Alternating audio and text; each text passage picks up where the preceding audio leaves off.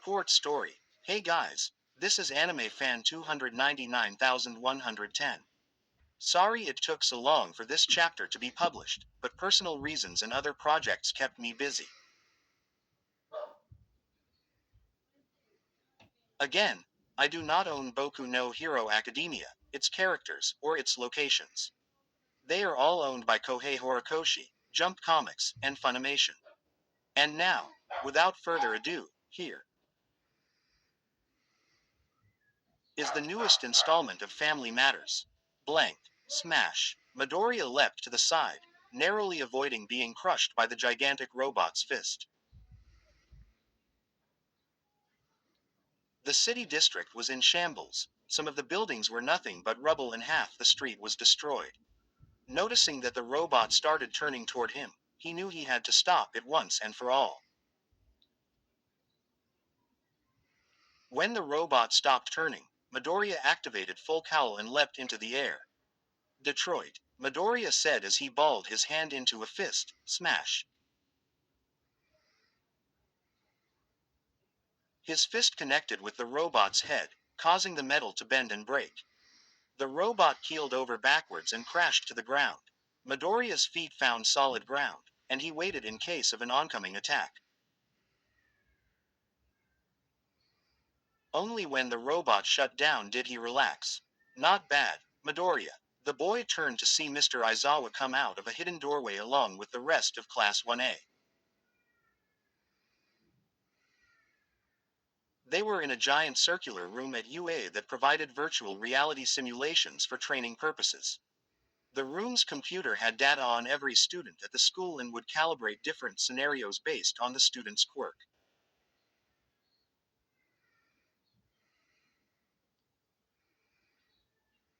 You were able to beat the robot within the time limit, Mr. Aizawa continued, but your environmental damage could have been minimized. Remember, you and your opponent are not the only ones around. You should always be mindful of other heroes, civilians, property around you, and how your actions could affect them. Right, he added, turning to the rest of the class. That's all for today. Class dismissed. The rest of the class dispersed, with one girl in particular rushing toward Midoriya. You're not hurt, are you, Deku? She asked, concerned. I'm fine, Uraraka, he said. Just a few scratches and scrapes, but nothing too serious. How about you? Still a little nauseous from making too many things float, she admitted, rubbing the back of her head. But other than that, I'm fine. Glad to hear, Midoriya said, smiling at his girlfriend while she did the same. For a few moments, they remained where they were until. Ah, young love, Siro teased, doesn't it just warm your heart? Uraraka and Midoriya's faces reddened while some of their classmates snickered at Siro's remark. I think it's sweet that she's concerned, Toru said. It just shows how much she cares about him. The two lovers sighed in defeat. It had been 2 weeks since they went on their date, and they had confessed their feelings toward each other. Unbeknownst to them, Mina had spread the news to the rest of the class. Needless to say, there were some mixed reactions when Midoriya and Uraraka came downstairs the next day. The girls, besides Mina, rushed to Uraraka, squealing with delight and asking for details on how it happened. Most of the boys, including Kirishima and Kaminari, congratulated Midoriya on finally confessing his feelings toward her. Others, like Tokiyami and Shoji, only nodded in approval. Mineta ended up sobbing and berating Midoriya for stealing his chance to cop a feel, which earned him a stab in the eye from Kyoka's earphone jack. Iida managed to pull both of them aside and expressed his happiness in knowing that his two best friends were together. The only one who didn't participate in the festivities was Bakugo, who only gave his signature glare before eating his breakfast.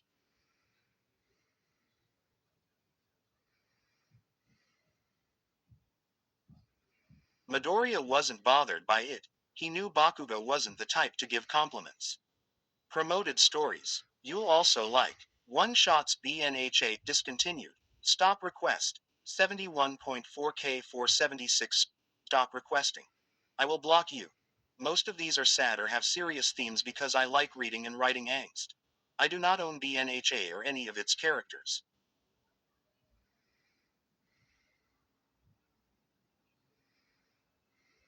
I am here for you Izuocha 251K 4.7K characters. And settings all owned and created by Kohei Horikoshi. This is a non-profit fanfiction edited by Nimish Wenkade and Kaori 112 Arc 1. Ochako is worried Abu.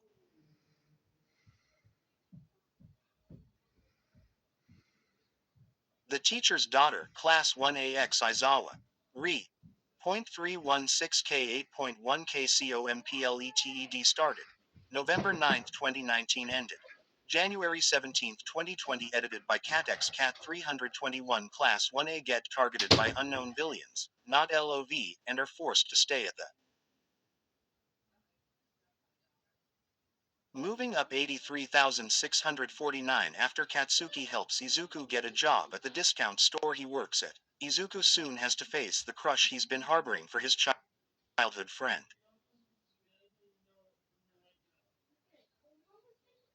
While he deals with future hero Izumina 30.9K 423 characters. Aren't mine Izumina is the best ship ever. Takes place after the school trip. Also, 1A is already living in dorms. Disclaimer. The story is not same as in M. With all my heart 79.5K 1.5K Izuku ends up going to the UA entrance exam, even though Bakugo threatens him not to, and tries to become the hero he is meant to be.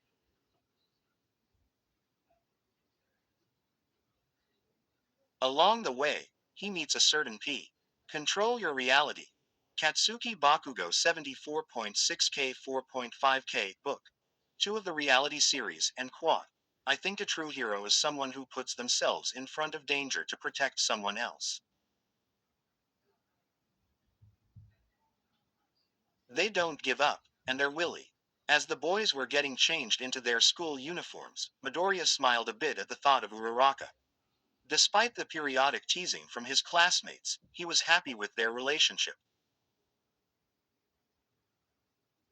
Since this was the first relationship for both of them, they were currently taking things slow and easy. They were only affectionate toward each other when it was just themselves. They would kiss from time to time, but those were only simple kisses that weren't too intimate. And they called each other by their first names, but only in private. But for some reason, it didn't seem to bother them. They both felt, given their current situation, that this was acceptable. Midoriya's smile widened at the thought of Eri being elated that her mama and papa were finally together. Hey, Deku. A gruff voice snapped Midoriya out of his thoughts. He looked around and only saw Bakugo next to him. The others had left to return to the dorms. Why yes, Kachan. What is it? He asked nervously, his classmate's glare boring into him. So you and Round Face are officially dating, huh? Bakugo asked, his gaze never leaving Midoriya.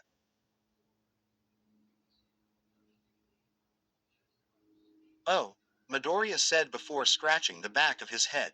Yes, we are. I mean, we still haven't gone on an official date, but we do K. Deku, I don't really give a shit if you two are together or not. What I want to know is, have you told her yet? Midoriya only stared in confusion at Bakugo's words before asking, told her what? Don't play dumb with me, shithead. Midoriya flinched. I'm asking if you told Round Face about your quirk. Oh, Midoriya said before his face turned pale. Well, no, I just don't see why I should. Bakugo grabbed Midoriya by the collar of his shirt and pinned him against the lockers.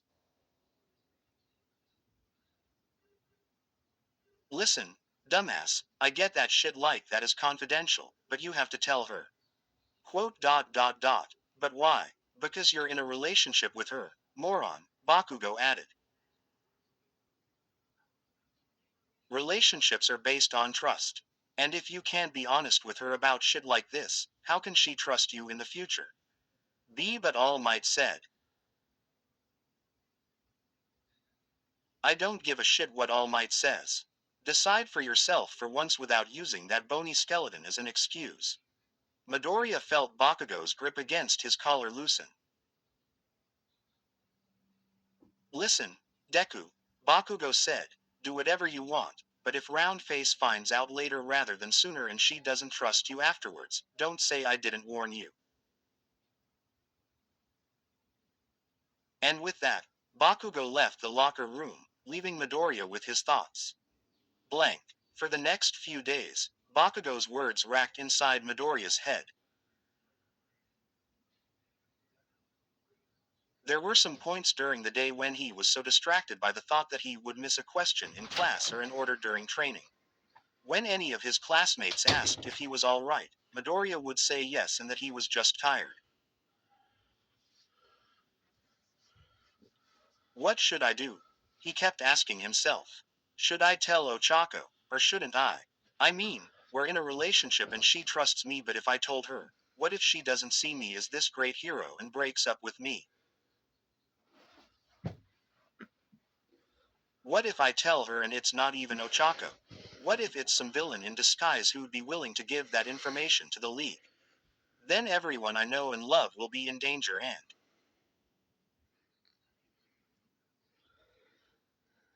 Izuku. AHA. Midoriya cried out in surprise. He turned around to see Uraraka looking at him in concern. Are you okay? Uraraka asked. You've been acting very strange these past few days. Is something bothering you? And no, nothing's wrong. I'm fine. I just haven't had enough sleep lately. His nervous grin soon faltered when he noticed the doubt in Uraraka's eyes. Are you sure, Izuku? She cupped his cheek. You know you can talk to me if something is bothering you. Midoriya smiled before taking her hand gently in his and moving it from his face. He felt extremely lucky to have a girlfriend who cared about him as she did. I'm fine, Ochako, honest, he said. I've just had a lot on my plate lately.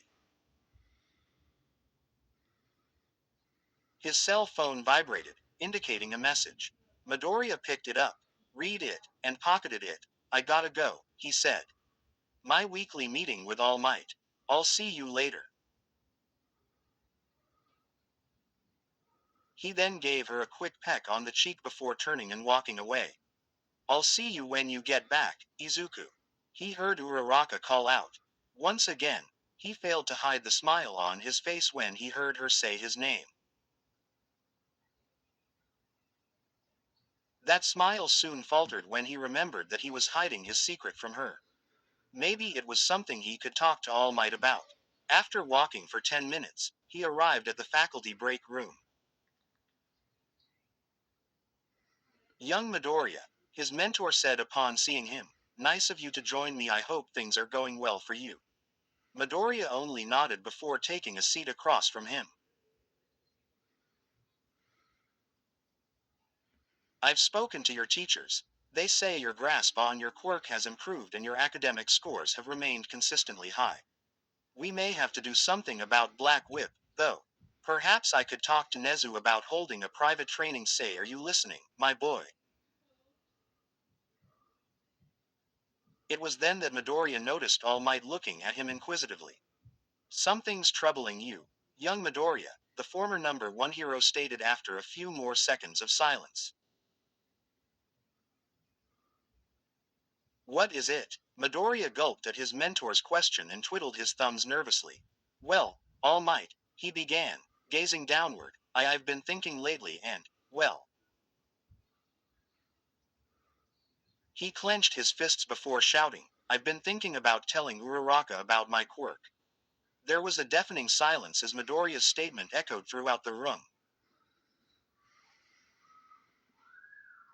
Midoriya kept his eyes shut, waiting for the impending lecture he was expecting to get.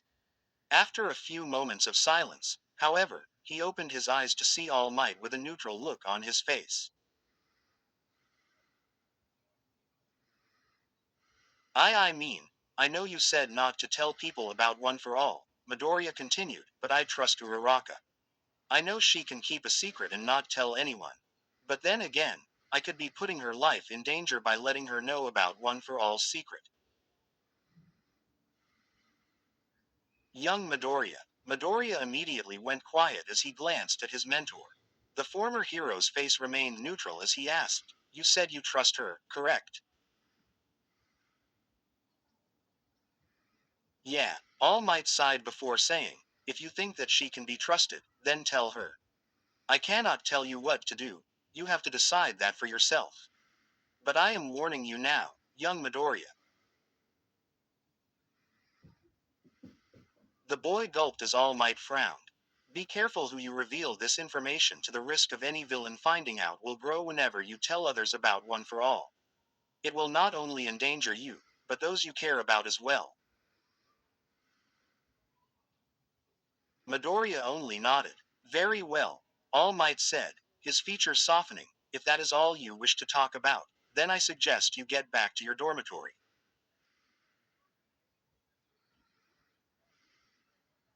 "Why, yes, sir," Midoriya said, picking up his backpack. "Wait." All Might's voice stopped him from opening the door. "Your mother wanted me to tell you to call her when you get the chance. She wants to discuss something with you." Um. "Oh, okay," Midoriya said, failing to hide the concern and confusion in his voice. And with that, he left the office. Some time later, he found himself back at Alliance Heights, where he was greeted by his friends, Uraraka and Eri. While Iida was busy getting the ingredients for dinner, Midoriya pulled out his phone and sent a message to Uraraka that said, "I need to talk to you in private after dinner. Is that all right?" His gaze turned toward her just in time to see her open her phone and stare at it. Her gaze then met his and she nodded silently before resuming her conversation with Mina and Toru. Dinner turned out to be katsudon, sliced tonkatsu cooked with a mixture of eggs and onions and served over a bowl of rice. As the students ate their meal, some also listened in on Eri, who talked about her school day and how the teacher had brought a guinea pig to class. Midoriya, meanwhile, kept his gaze at Uraraka, looking for any signs of worry. But she seemed as calm as ever as she talked to Momo about today's lesson and where she could improve her hero skills. After everyone had finished with their meals, Midoriya made his way upstairs to his room. He sat on the bed, breathing slowly in order to gather his thoughts.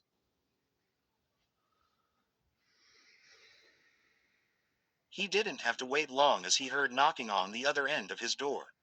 He opened it to reveal Uraraka standing before him. Hi. Hi. The two stood in awkward silence until Midoriya moved to the side in order to let her in. When she did, Midoriya locked the door behind them and set himself down on the bed next to Uraraka. "So," she began, "what did you want to talk to me about?" Well, Midoriya began, "The truth is, He paused, unsure of how to tell her. Finally deciding to just rip the figurative band-aid off, he took a deep breath and turned to his girlfriend with a look of determination. "Okay," he resumed, "what I am about to tell you cannot leave this room. The fewer people know, the better. I'm only telling you this because I trust you and I don't want to keep any secrets from you. Okay." "Oh, okay," Uraraka said.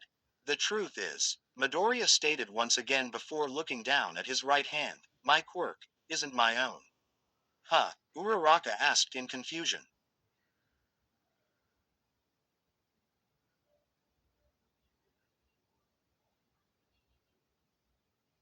Midoriya sighed. Do you remember All for One, All Might's nemesis?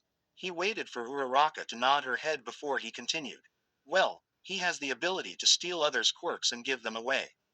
One day, he decided to forcibly give his seemingly quirkless little brother a quirk that allowed him to stockpile power within his body. What neither of them realized was that the little brother already had a quirk with no effect other than that it could be transferred to others. His quirk and the quirk given to him by All for One merged into one and became One for All.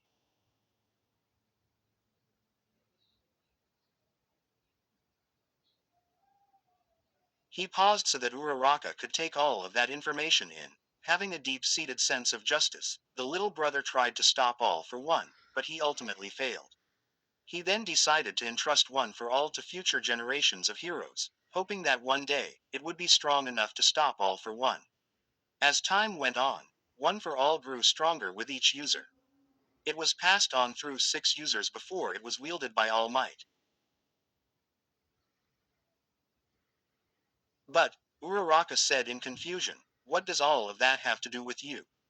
Midoriya sighed. Because I'm the current holder of One for All. He heard Uraraka utter a gasp at the revelation. I was born without a quirk. My original destiny was to be a nobody, someone whose life meant nothing and would be nothing. For that, I was ridiculed by my fellow classmates, even during middle school.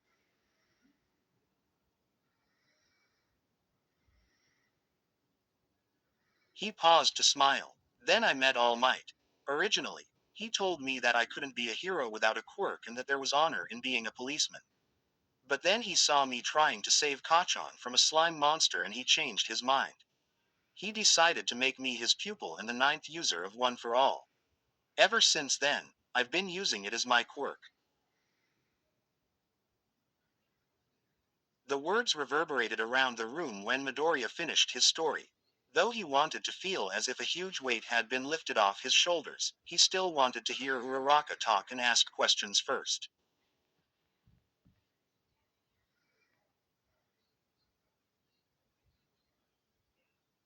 Why didn't you tell me? She asked after what felt like an eternity.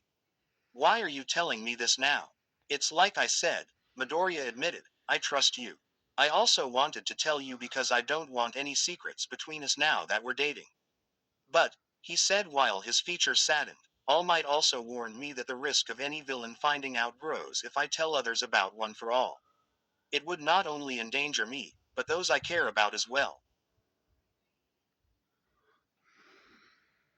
He then looked at Uraraka and said, and I didn't want anyone I care about to get hurt, especially you, my mom, and Eri.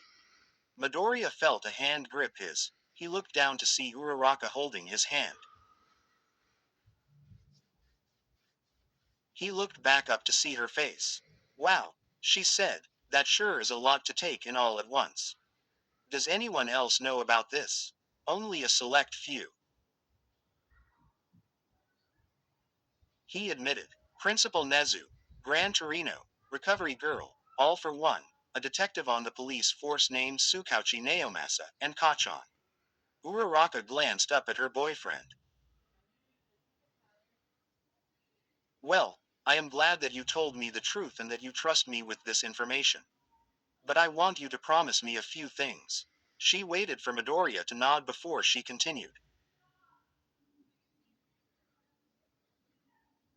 First, no more secrets between us, we share everything with each other. Her expression softened. Second, if something is bothering you, don't be afraid to talk to me about it. I'm your girlfriend. I want to be here for you and help you in any way. Midoriya smiled. Sure thing, Ochako. And in turn, he added, you can talk to me if something is bothering you as well. He waited for her to nod in agreement before moving a strand of hair behind her ear and kissing her. He then felt her lips press against his and her right hand caressing his cheek, which caused him to smile against the kiss. After a while, the two broke apart for air. They smiled before resting their foreheads against each other, not wanting the moment to end. Knock knock. The two jumped at the sound coming from outside the door. Who is it? Midoriya asked. Mama, Papa, Eri's small voice called out. Are you okay? You've been gone for a while. Both students sighed in relief knowing it was just Eri and not one of their classmates. We're okay, sweetie, Uraraka said. Papa and I were just having a talk. We'll be down in a minute. Okay. The response was soon followed by the sound of little feet walking away.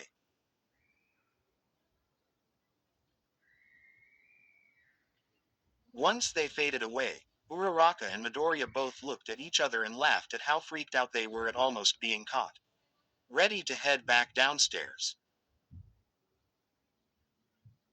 Midoriya asked once they had composed themselves. Uraraka nodded, and together they both met up with Eri and the others. Blank. Uraraka. Izuku. Inko said when she saw the two students standing outside her door. It's so good to see you both. Hi, Mom. Hello, Mrs. Midoriya. Inko hugged her son tightly before hugging Uraraka with equal affection. Midoriya couldn't help but smile at how warmly his mother treated his girlfriend. When he had called her a week ago to tell her about he and Uraraka being together, he thought she would have a panic attack and cry. However, she ended up loving the concept that her son had found someone who loved him for who he was. I hope you didn't have any trouble getting here, Inko said after she shut the door. Not at all, Midoriya said as they made their way to the living room. We hit a few snags here and there on the train, but we were able to get here no pro. He paused when he noticed a familiar figure sitting on the couch. All Might. Ah, young Midoriya, Uraraka, All Might said with a small smile before indicating to the two chairs across from him. Please, have a seat. Uraraka and Midoriya both sat down in confusion. They hadn't expected All Might to be here when they had agreed to visit Inko. The three sat in awkward silence while Inko prepared some tea. All Might drummed his fingers on his cane. Midoriya tapped the back of his feet on the floor, and Uraraka occupied herself by glancing away and looking at her surroundings. After a while, Inko returned with said tea and sat down next to All Might while Midoriya and Uraraka both poured themselves a cup. Wow, Mrs. Midoriya, Uraraka said after she took a sip, this tea is really great. Thank you, Uraraka, Inko said, but it really was nothing. All Might and Midoriya couldn't help but smile at how bashful Inko was. However, she added, her expression turning serious, there is a reason I wanted you to come here. She turned to Midoriya and said, Izuku, there's something I need to tell you. Something I should have told you years ago, but I was too afraid to say it. She then froze in fear, afraid to tell him the truth. It was then that she felt a bony hand rest on her shoulder. She turned to look at All Might, who gave her a small smile of reassurance. Izuku, Inko continued once she composed herself, the truth is, your father isn't working in the States. He's been dead for almost 17 years.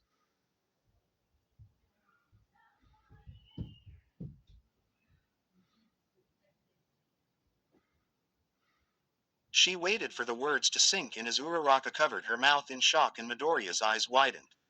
Inko breathed deeply before continuing. He had been called to handle a hostage situation in downtown Tokyo involving a rich CEO's family and a gang of villains. Even though it was a success, he sacrificed himself to save a child from falling debris. 4 years later, when you asked me where he was, I couldn't bring myself to tell you the truth. So I fabricated a story that he was off in the States doing hero work. Silence filled the room as Inko finished her story. All Might wore a neutral expression while Uraraka looked shocked.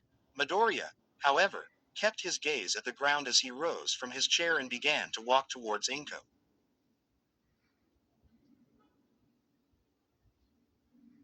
It was then that tears began to fall from Inko's eyes.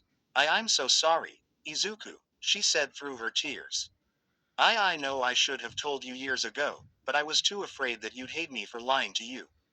I understand if you're mad at me and never want to speak to me again.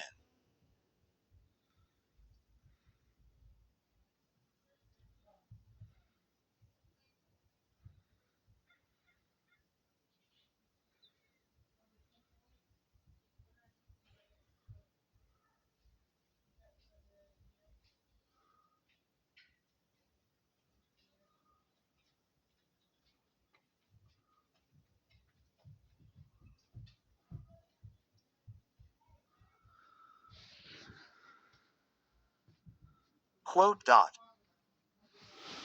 And.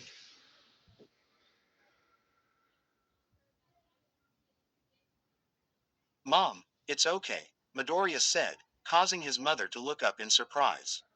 I get why you lied to me. I was a little kid. I probably would have been more confused if you had told the truth back then. And if I'm going to be honest, I had a feeling that Dad wasn't in the States. I didn't admit it because I wanted you to say it when you felt comfortable. He smiled as he added, but I could never hate you. Mom, please don't ever think that I would or will. Inko's eyes soon sprouted fresh tears as she hugged her son. Midoriya hugged her back and soon he began to cry as well. All Might smiled as he looked on at the spectacle before him while Uraraka wiped away her own tears. After a few minutes, the two separated from each other. Thanks for telling me the truth, Mom, Midoriya said once he composed himself and had wiped away his tears. I appreciate it. After a slight pause, he added, so what else is new? Well, the truth is, Inko said in a more calming manner, I've actually started dating again. Really? Midoriya asked in surprise. That's great. Mom, I'm happy for you. Yes, well, Inko said with a smile. I figured it was time to put myself back on the market since you were living at school. Midoriya smiled. He truly was happy that his mother was dating someone. His mother was the kindest and most caring woman in the world and she deserved to be with someone who would treat her the same way. It would be weird to see her with someone at first, but as long as she was happy, Midoriya was contented with whomever she was with. So, he asked after sipping his cup of tea, who's the lucky guy? Well, Inko paused as she smiled at All Might and took his hand into hers, which he responded to by squeezing it. Uraraka, meanwhile, noticed this and let out an audible gasp.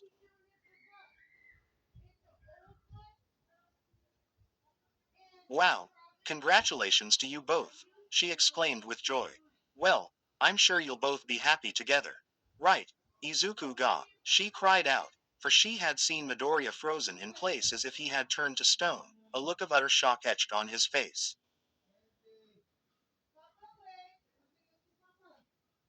Izuku, young Midoriya, Izuku, my baby, please be okay.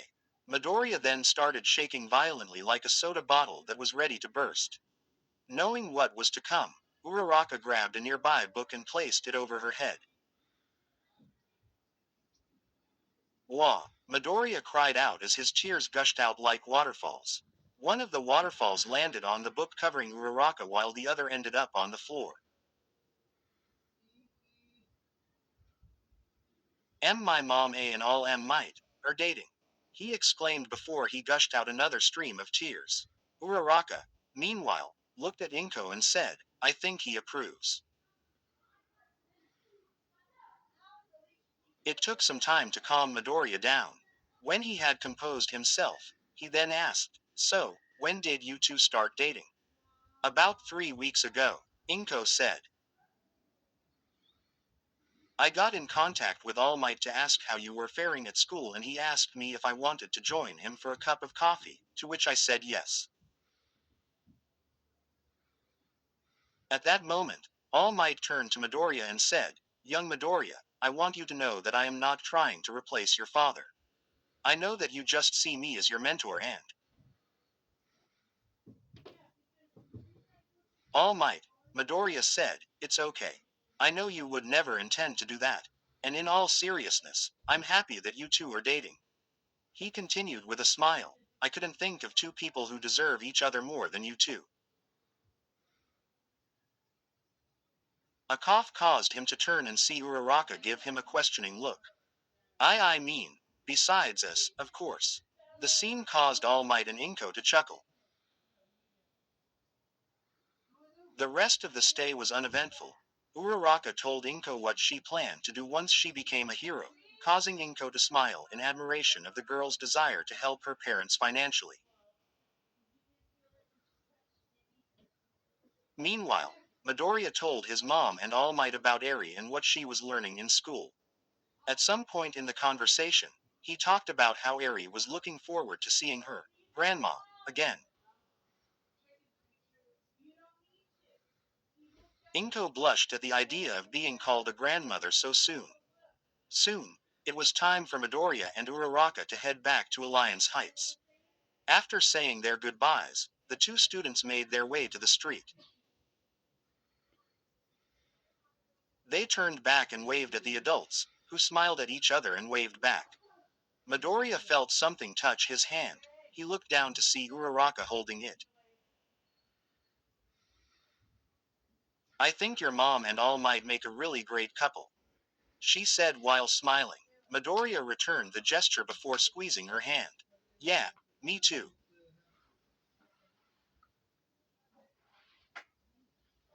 Blank. And that concludes another chapter of Family Matters. Again, I am so sorry that it took forever to publish. I promise that the next chapter will be released quicker than this one.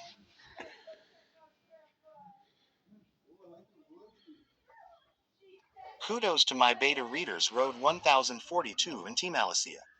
Also, don't forget to favorite, review, and follow for more updates. Until then, this is Anime Fan 299,110 encouraging you all to go beyond. Plus, Ultra, where stories live. Discover now.